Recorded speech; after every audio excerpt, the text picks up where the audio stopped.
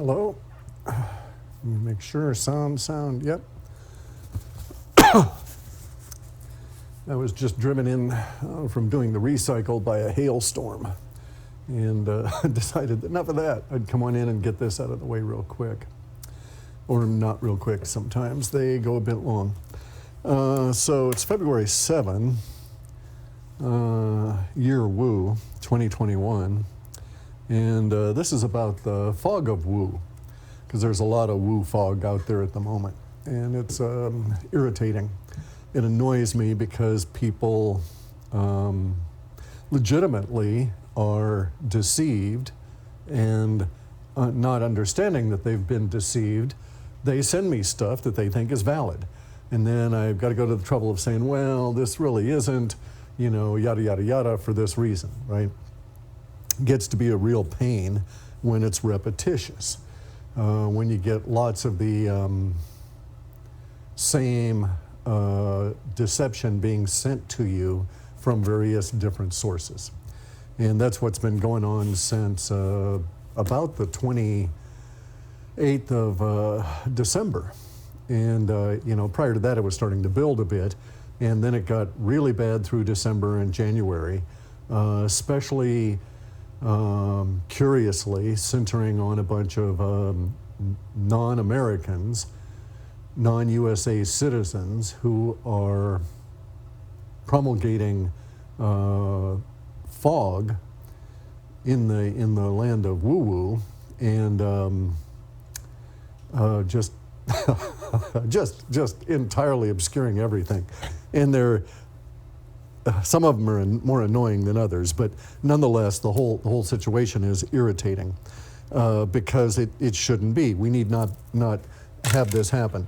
But the situation is that sometime in November or so, late November or so, Simon Parks and Charlie Ward and others, including Sasha Stone, individuals who are not, as far as I know, USA citizens. They don't appear to be USA citizens, appear to be operating outside of the USA and to have limited knowledge as to what's actually occurring here. They started promulgating their some woo-woo stuff. Now, bear in mind, my opinion of Simon Parks is extremely low, okay? There was a situation where he was promoting the sale of a USB stick. I would hold one up, but I don't have one out here at the moment.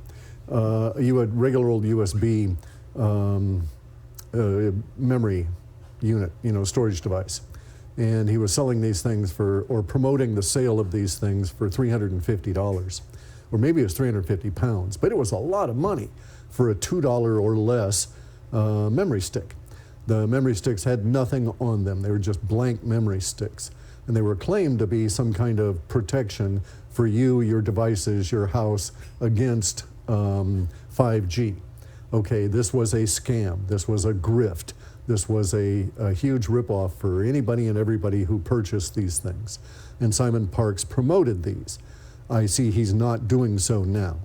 This is the same kind of egregious grift as is the fluffy energy stuff that Regina Meredith and those people promote, okay, where supposedly software somewhere on a computer running somewhere gets your name and somehow connects that name to your physical location in reality and somehow directs magically energies to your location in order to heal you, make you feel good, turn you pink and purple, I don't know.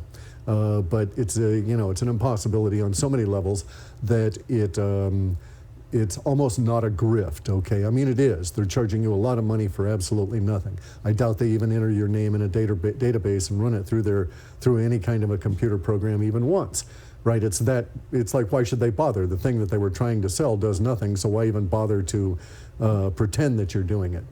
And so this is woo-woo land, right? A lot of people come on into woo-woo land. They're not technical. They don't understand.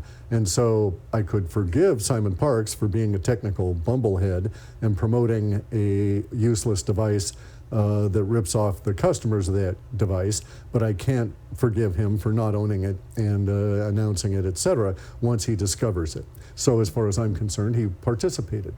Now, Charlie Ward is a guy who's connected, in my brief understanding of him to these money scams, okay? The money scams go all the way back probably to the Civil War in the United States or further. Actually, I know they go further. They go further back because they go to the collapse of the Dixie banks, from which we get the song Way Down South in the Land of Dixie, which was the Deese, the $10 note printed in Louisiana. And so it goes all the way back to those kind of scams. That would have been late 1840s into the 50s, and then just right into the Civil War. But Charlie Ward is connected to a scam that's this quantum financial system, which is bogus, which if it's in any way related to quantum computers, Charlie Ward knows absolutely nothing about quantum computers, how they function, and their operation, their means of programming, or any of that. He's technically ignorant on all aspects of everything he's ever said about anything technical. Charlie Ward has been lying to you about the mass arrests. Charlie Ward is citing people who have lied to him. And he doesn't care that they lied to him. He's just lying to you to support his narrative. He's never been on any of these sites that claim to have lists of mass arrests. He cites Santa surfing. This woman who's had a video out there that shows her going to a site, criminalrecords.org. Okay, go there. It's a private company. Do a who is on it. Who is californiacriminalrecords.org, and you'll see it's owned by a private company. It in no way is government. They are trying to sell you background checks. So any name you put in there, they will show you that they have a positive affirmation of a record, and they want you to access that record. You click that button, they want you to pay them money to show you if there is an arrest record or what little bit of information they have on it. She went just through the teaser, and in her video, she's using that little teaser response to try and trick you to believing that all these people have been arrested. It's a bunch of horseshit. It's absolute deception. She is lying. You can check this yourself. You're a fool if you do not check this yourself and you pass this information on. Okay, CaliforniaCriminalRecords.org is a private company that is also in their own ways sort of scamming you, because what they want you to do is pay money, and then they'll say, nope, we don't have any arrest records on that person. Okay, you can put your own name in there and you'll come up. So you can prove that this is horseshit very easily. So the fact that Santa Surfing did not prove to herself that this was horseshit and is attempting to use that teaser response to trick you tells me it is an act of deliberate deception. She is deliberately lying. So who is this Santa Surfing? You know, what allegiance to the deep state does she have? Why is she trying to deceive you? Why is she promoting this bullshit? The same is necessary to ask also of both Charlie Ward. We need to ask this of the four amigos there, all right? Charlie Ward, Simon Parks, Robert David Steele, and Sasha Stone. Okay, why are they promoting bullshit they know to be bullshit? All right? Why are they trying to deceive you? Why? They know that this is a deception. All right? Charlie Ward knows everything he's saying about the quantum financial system and the Gisara, Nasara, all of this, going to rescue your financial life is all horseshit, okay? And he's appealing to what's known as the external savior myth, con. All right, they're saying that we have secret information, and so this secret information is about someone who has your interest, and they're going to save you out of the goodness of their heart. All right, that's bullshit. The universe does not provide people that work that way. Charlie Ward is lying to you and knows he's lying to you. Now, Simon Parks. Simon Parks was involved in that grift, as I said. He's probably been involved in a great many other grifts, and his reputation is less than stellar. Does he know that Charlie Ward is lying to everyone? If so, why is he promoting Charlie Ward? If not, why not? Does he not do any checking on anybody? Does he stick up his supposed mantis antenna and just let it feel the vibes and say, oh, okay, this is the way it is?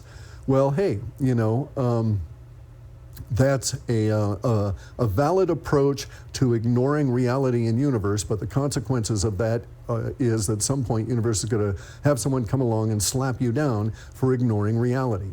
Okay, now Sasha Stone is a communist as far as I know. He's an anti-capitalist, and why is he promoting anything in the way of why is he in any way on the supposed side of a populist movement? He's a globalist, elitist, and has been so all of his life, and maintains that stance, and that's his appeal in woo-woo land, right? His initial appeal in woo-woo land was sort of like rock star elite kind of thing, not a rock star elitist communist kind of thing, not in any way a populist, not in any way a constitutionalist.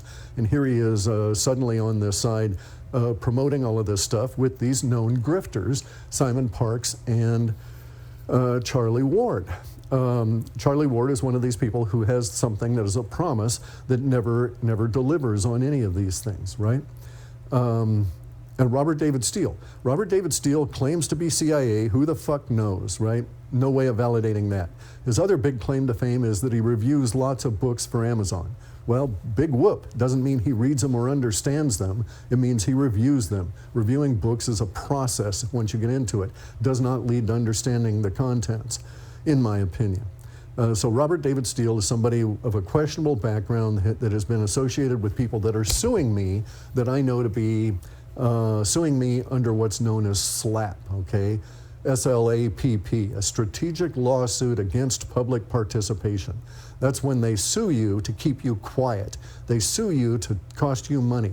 They sue you to try and eat at your retirement so you won't criticize their bogus bullshit stories about blue space chickens coming down and picking them up in little blue bubbles and popping them off into Antarctica and shit, right? There's real woo out there, but that kind of stuff coming from Robert David Steele and his associates is not real woo. They're promulgating and clustering around people that are known grifters and liars. This is a very dangerous thing, in my opinion, at this particular time because of the heightened amount of tensions and what the United States is going through. Absent Robert David Steele, the majority of these people are outside of the United States. They won't face any consequences now, all right? They won't face any consequences of any kind of reprisals for their grifts and their lying now because they're not here in this country. But the tensions are such that if they were, they would. You know, that I'm just saying that that's the way the tensions are, the emotional tensions of the moment. This is unwise to follow these people. All right, so Sasha Stone and his anti-globalist stuff is a real indicator. Plus there's, you know, all kinds of stuff about Charlie Ward if you want to do your own research. So now we get into the idea of known associates. So you have people that are promoting Charlie Ward. You're going to have to stop and say, okay, people, you're promoting somebody who is associated with a known grift, this quantum financial system, going to replace it and make me rich all the rest of my life, and everybody's going to be living in a street, in a mansion with lots of robotic servants, and we're all going to walk down streets of gold, all right? And so anybody promoting Charlie Ward, you're going to have to just say, nope, nope, and, you know, analyze what they're saying because they don't know enough to know that he's scamming them. That's, and if he doesn't know enough, he actually claimed to have been on the database and checked out Santa Surfing's assertions that there was arrests made and so on. Okay, let's say that he did that. Let's say that he went to criminal records, CaliforniaCriminalRecords.org. Let's say he put in the name Nancy Pelosi and he went as far as she did. Well, okay, then he has proved he is extremely gullible and very, very, very stupid technically. And that's all he's proved. He's not proved in any way that Nancy Pelosi was arrested or Dianne Feinstein or any of these people. Does not in any way prove any of them arrested because they'll come, it's just going to go back to a point where the company says, give me money and then I'll respond with a report about the people you've selected. And so Charlie Ward is extremely gullible or very stupid. Don't listen to either extremely gullible people or very stupid people. And anybody that is promoting him falls into that category now. I think Santa Surfing was deliberately lying. I think Santa Surfing is deliberately lying and trying to cover her ass and is trying to promulgate a bunch of horse shit as real evidence, and it is not. So now we come into the people that are not deliberately lying, but are being misled. And this is the fog of woo, okay? So you have individuals out there that are very well-meaning, very nice, have their own methods and methodologies for future forecasting, yada, yada, yada, but nonetheless are not necessarily schooled in geopolitical realities, and they are being easily misled by foreigners, okay? And they note this. So we have people like Penny Kelly. She's a nice woman. She's older than I am. I'm not going to insult her, but I'm just going to say that her information is not valid. There is no link up between Putin, Trump, Modi, and Xi, all right? Modi and Xi hate each other's guts. Xi Jinping is in no way trying to get rid of the CCP. Xi Jinping sits on the top of the CCP. He sits on the top of the CCP because he was part of what's known as the Shanghai Coalition. He crawled his way up through that crime family to sit on the top of the Shanghai Coalition, and then he took over the CCP. He's not in any way going to remove the crime gang that supports his power base. So, number one, that's just horseshit. Foreigners telling you this are deliberately trying to mislead you. This is not going to occur. It is not occurring. Modi has his own issues, and he would never trust Xi as far as he could throw all of the Chinese nation, all right? And Putin has his own issues with Xi and the Arctic, and they're not going to be cooperating in anything, although Putin, Modi, and Trump would all dearly like the CCP to go away, and Xi would desperately not want the CCP to go away. Xi is such a badass fellow that he has a private bodyguard rumored to be all-female, and that he has weird relationships with the whole cadre of them. This is the kind of fellow that you're dealing with. He's not as being told to you, Penny. So if you pass stuff on and say you believe it, well, then you're going to end up having to face the consequences of that belief hitting you emotionally, as well as the blowback from people who then in turn believed you because they know you to be well-meaning and to have been somewhat accurate in some other circumstance, at least in their impression. So it's unwise to be pointing that kind of stuff out. Also, something else to know, right, is that the Chinese guy standing behind Biden in the inauguration ceremony has the CCP Shanghai Coalition version. He has the Shanghai Coalition version of the CCC pin on his suit. So he's a direct representative to Xi Jinping, probably as Biden's handler, because they don't let you go far once they own you. Okay, so that's other fog of woo here, right? That people are being deceived deliberately, well-meaning people, because they are known to be influencers. See, this is the way the world is now. All you have to do is target an influencer, and then you deceive them, and then that deception ripples out through them into this larger audience. Such is the nature of our commercial existence, because that's also the way you sell things. So, you could really get a big hit on any kind of a movement by getting a lot of influencers, and influencers are targeted, and influencers need to understand they are targeted and grow up and get very discriminating on what they pass along. Otherwise, their audiences are going to drop off very rapidly in this age of Aquarius, where results are now expected. So David Wilcock and the rest of the Trust the Plan promulgators are going to have to understand that you were taken. It was a psyop. We don't know who, what, or how, or we know how. We don't know who or what or why it was done. that'll come out later, and you're going to have to face the blowback of having been taken along with everybody else that promulgated that material. Now, the David Wilcock kind of people that are always pushing stuff off into the far future, saying, basically someday, the blah, blah, blah mass arrest, someday, the sun will shine, the birds will sing, yada, yada, yada. Those kind of things are not going to cut it anymore now that we've passed this grand conjunction. And we will see that demonstrated as we go forward as individual recipients of such information and the consequences of belief in it now decide to respond individually to those people that they think have wounded them. All right, so it's sad, but it's going to be true that we now live in a nation. I'll only speak to the United States. We now live in a nation where rule of law is deteriorating rapidly, if it exists at all. And this is going to lead to the point where there will be immediate repercussions for people feeding bullshit out through the internet to gullible people, and gullible people getting burned by that bullshit, who are then close enough to those people to take measures that they deem appropriate, okay? Again, I'm not advocating this. I'm just saying this is the reality of the situation now. As rule of law deteriorates, we're going back to an old Wild West mentality here in a lot of parts of the United States.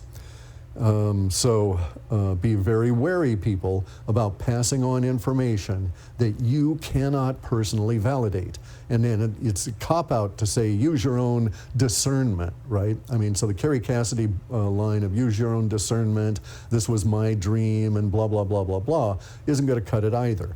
All right, you're going to have to be very explicit. If you're saying use your own discernment, you need to explicitly tell people, even I don't believe this bullshit, so you'd better not. All right? Because otherwise, you're still going to get that blowback from people that don't understand your code word of use your own discernment means that you don't believe this, right?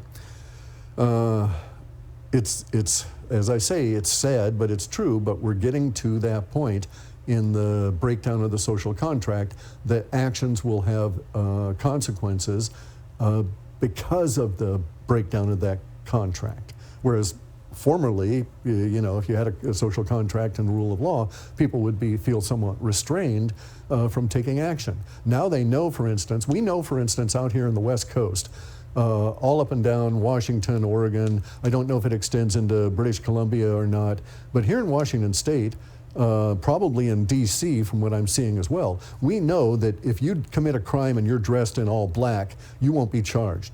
And if you're charged, the charges will be dropped. And if you're charged, someone will bail you out and the charges will be dropped. And then you'll get the bail money.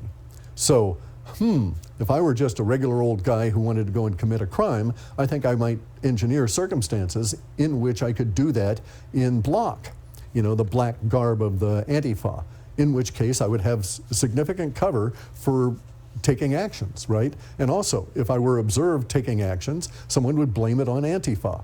Duh. So I might as well use that. It's not like the Antifa garb is hard to obtain. So anyway, I'm saying that this shit's going on out here now. Thus, it becomes necessary that individuals seek methods for their own protection. In that sense, even though it's a weird state out here, Washington State, with these centers of Antifa and communist activity, nonetheless, it's a very pleasant place to live because there are no restrictions and we have accommodating sheriffs that understand the need for a concealed carry weapon license, that kind of thing. All right, so I'm just nattering on here as I'm waiting for the hailstorm to run off, but I do have some notes. It irritated me that Penny Kelly was repeating this stuff about Xi Jinping and the geopolitics of stuff that's just not going to happen. It's not even a pipe dream. It doesn't even come close to a fantasy. It's something that's just ephemeral, like the fog. I don't know who told her, but whoever it was that did this, was deluded and or deliberately trying to deceive her. Now, there's also this thing about Trump coming back as the 19th president of the republic, and that we're no longer the corporation and stuff.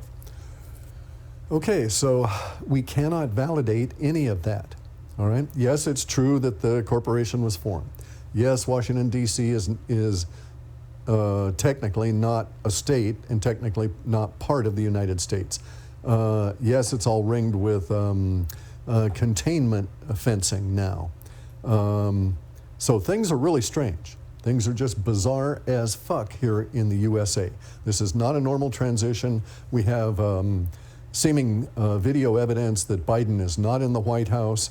And so it's interesting to speculate about a lot of things.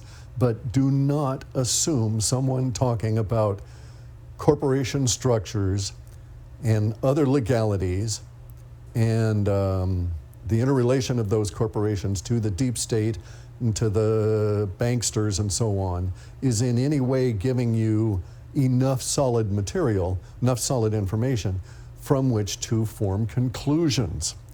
Okay, so yes, there is factual information in there. This is part of the fog of woo, all right? We know that there's UFOs out there. We can validate this. Even the Navy has pictures of them. Do we know anything beyond that? Only those things that we can extrapolate and extract from the evidence. And even those are speculative, although they may have some validity within the evidence and may present a common sense interpretation of the visual evidence that we're being presented. They are still at that stage speculation because we don't have one to mash on, right? So we're speculating about it. The rest of woo is like that as well. This is another example now. So we used to have politics, and then we used to have the woo, right? Now politics and woo have all merged. They made political reality go to everything. Politics is now in sports. You can't go and see your dentist without it being political. You know, you can't tie your shoes without getting into political. Oh my God, do I do the left one or the right one first? Oh my God, which one do I give precedence to, you know?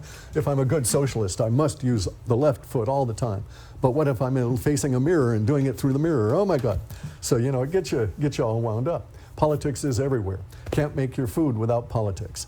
So as a result of the political oppression of humanity by the Wokians, to whom politics is the only thing that they can see, the rest of us are suffering from this, and politics has now merged into the woo, all right? Or woo has floating out there just allowed the politics to come on in. And now we have a fog of woo issue here where there's the woo people engaging in political speech, there's the woo people engaging in perilously close verbiage to support for violent activities. And so it becomes necessary that we examine woo in a way we've never done before, all right? It's okay to think of woo as entertainment, but now you're being spoon-fed through that woo vast quantities of misinformation and deliberate lies. These deliberate lies do and can serve someone else's agenda if you believe them, think on them, react to them, spread them, and so on. And so our fog of woo stuff is getting into where it's interacting with reality.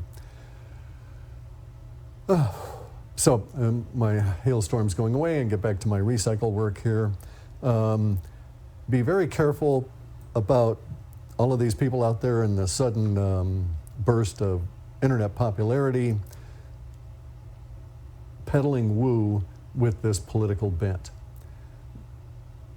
They're not doing any research.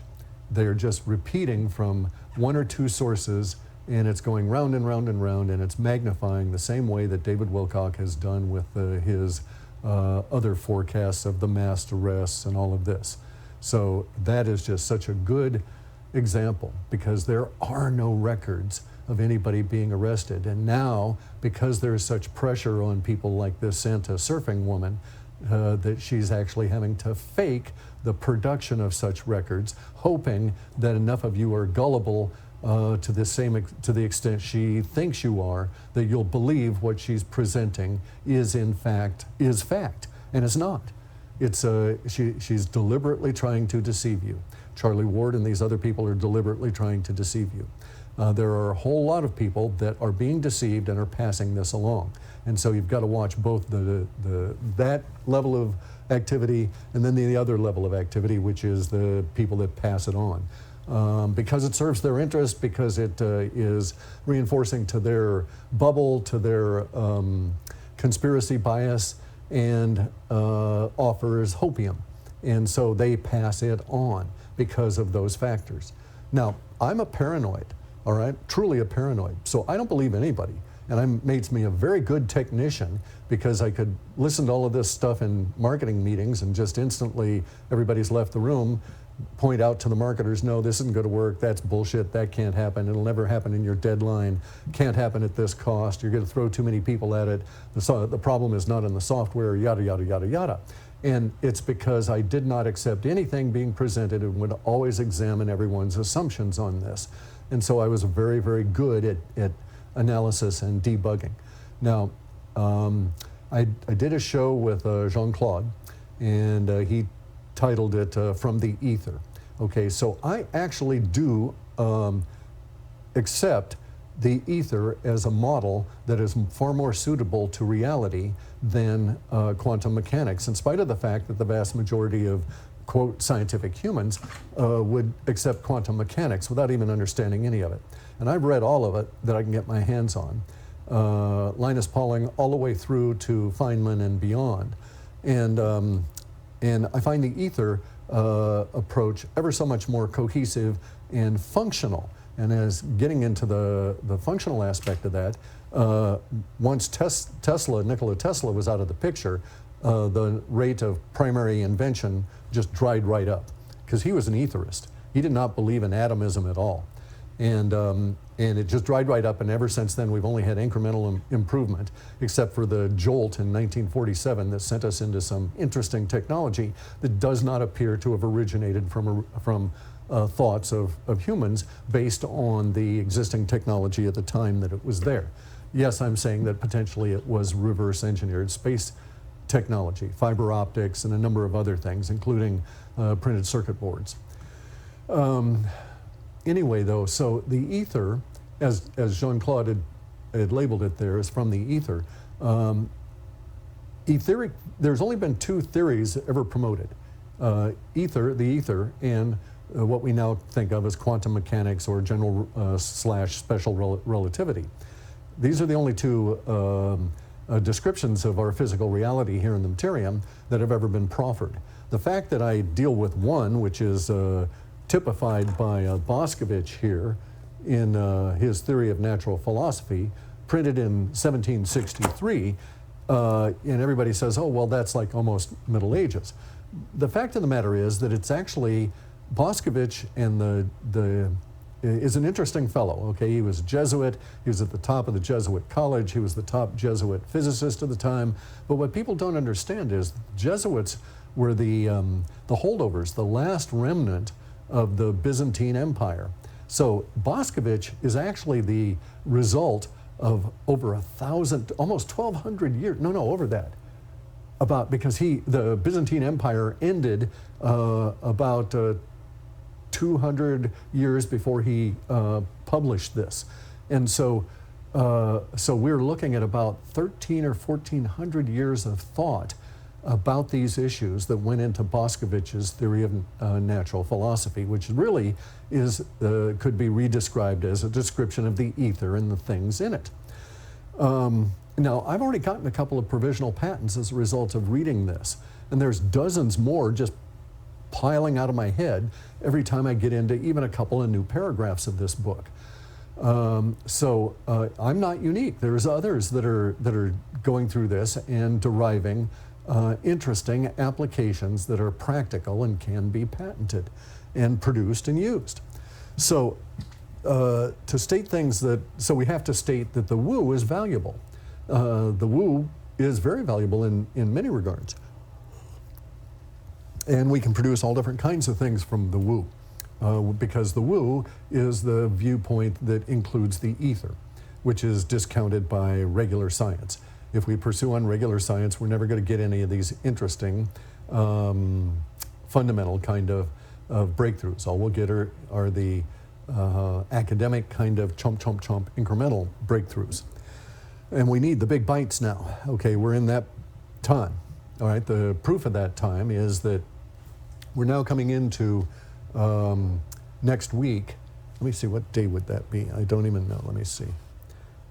Just a second. Well, surprisingly, okay, so I had said that we were going to have an energetic thing that was going to be electrifying. That was the language around it. This is my personal woo stuff here. And that we would start in on the 8th, and it would release on the 10th or the 11th. Well, coincidentally, I now check, and this is where the Polar Express, and it's actually a global Polar Express, a GPE. So that's when the GPE hits us. All right, so that's when there's going to be a polar mass that's shoved down from the North Pole across pretty much all of the northern hemisphere. So all the way from Siberia, all the way around through Eurasia, through the Caucasus, into Europe, across the Great Britain, et cetera, and then all across North America, Canada, et cetera. We're going to get this cold pushed down on us. Now, years ago, the data had said that this particular winter would be brutal. We would have fatal kind of conditions. We would see pictures arising of, cabins in the snow, only there would be several cabin heights of snow on top of the cabin. So it'd be like, 15 meters, 45 feet, big numbers here. Obviously, we're only going to see that on houses built to take those kind of loads. So some places in the far north.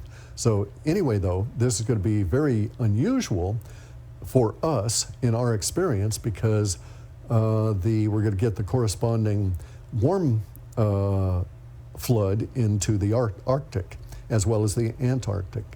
And that's where we get into some interesting things there. So, all right, so the function of hurricanes in our normal environment for the last, say, 300 or 400 years since the last mini ice age, the function of hurricanes is to evenly distribute heat from the equator to the poles to even out the whole thing. So we don't have a scorching equatorial area and really frigid everywhere else. And so hurricanes do that, but hurricanes started breaking down as the atmosphere started going through changes associated with this getting into our new galactic environment, causing the sun to become quiet, become more quiescent, get more energy around the sun coming back to affect us. It affects our atmosphere. The hurricanes aren't working the way that they used to. So now we have the emergence of these atmospheric rivers over these past 20 years that just dump and dump and dump. This is also a heat exchange process. And then we're now going to have these polar expresses the last few years where they would come down in fingers into the northern hemisphere. But now we're going to have the first of a whole series, year after year after year after year, as part of the ice age, of these global polar express things, okay? And so that's when the whole of the planet gets, we'll just do it this way. Okay, so we're just going to say that this is north and that's south, and it's usually cold, all right? We understand this, that it's cold up here, cold down there. The reason it's cold has nothing to do with sunlight, does not have anything to do with the refraction of light off of the ice mass. That's a wishful thinking on the part of physicists not looking very deep into this. The reason that this is the case is because this is the North Magnetic Pole. There's a big magnetic influence within our planet here. The magnetic influence produces these centrifugal and centripetal vortices within the air that reach out into space, okay? And we actually get the magnetism causing an energetic transfer that causes the air to be exceptionally cold on the poles. Absent the magnets, you get little tiny poles the way that we see on Mars. Ours are much larger relatively. Mars orbit also intrudes in this, so there's other issues. But anyway, so what's happening here on our planet is that we're going to have these polar expresses that are going to take and push air around in a way that has not been typical for us. And so that's the equator, and that's the equator.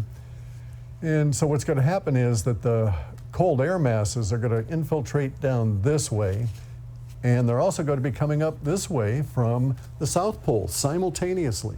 So we'll have, I don't know to what degree it's going to be on the South Pole, because we're dealing with summer down there, or summer up there. It doesn't make any difference.